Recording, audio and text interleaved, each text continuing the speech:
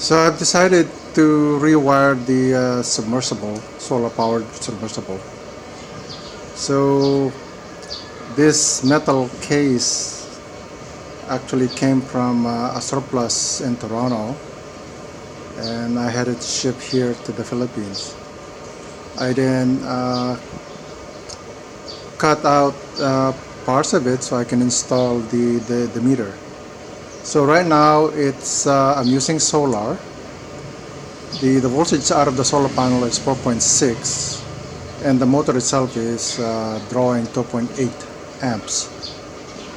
So it's insufficient for the solar to power the solar pump.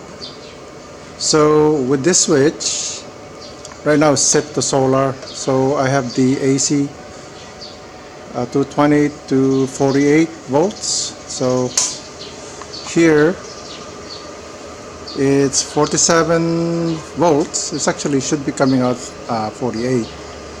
So the motor itself is drawing 6.7. The motor, it actually measures the ohms.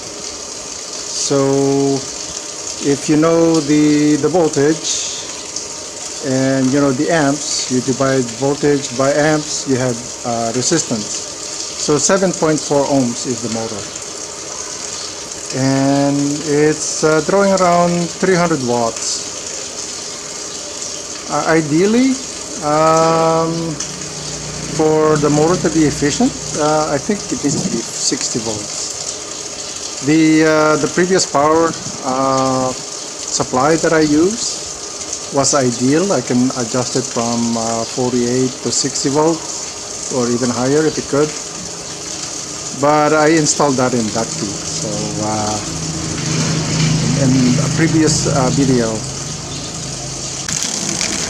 here with the AC powering up the motor, this is the outflow. That's 47 volts, around 7 amps. I'll have to buy the other power supply. That would give me 60 volts. That would be good.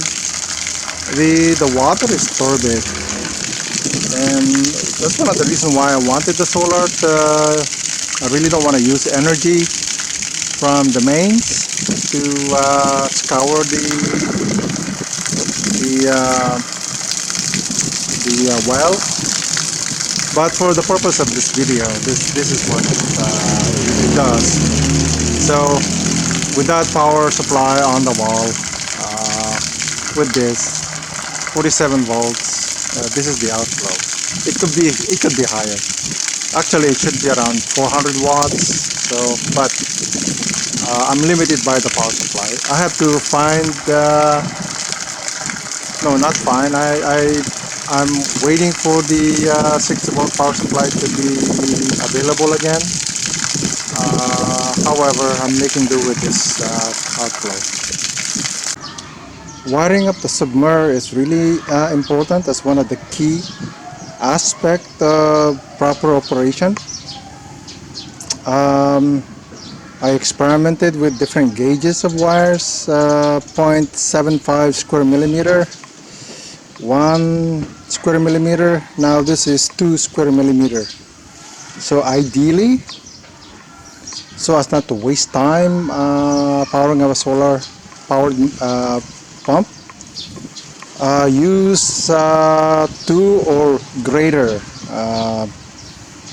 2.0 square millimeter to wire up the solar pump. Any lesser than that, the cable becomes a load, so it adds to the resistance of the motor. So the motor has a resistance of around 6 ohms, 6 ohms or less, 6 to 4 ohms, or 4 to 6 ohms. So for it to be efficient, you have to factor in the resistance of the cable you're using. So you don't want to add more resistance to in series with the motor. So here I use cable that I have lying around. I actually ship it from Canada in 2018. So this is a 2.0 square millimeter conductor. So just be aware, factor that in. Don't use anything less than that when it comes to motor. Now this is a 48 volt motor. So if you're using 12 or 24, yeah, you gotta use gauge 4 to wire up the that pump. So just be aware of that, how critical it is for the cable. The higher the voltage, the lesser the gauge. The lower the voltage, not lesser the gauge. That's actually inverted. The the lower the voltage, the lesser the gauge. The higher the voltage, the greater the gauge. That is to say that this is a gauge 12. Now if you go to 12, you have to use like gauge 4. That's critical.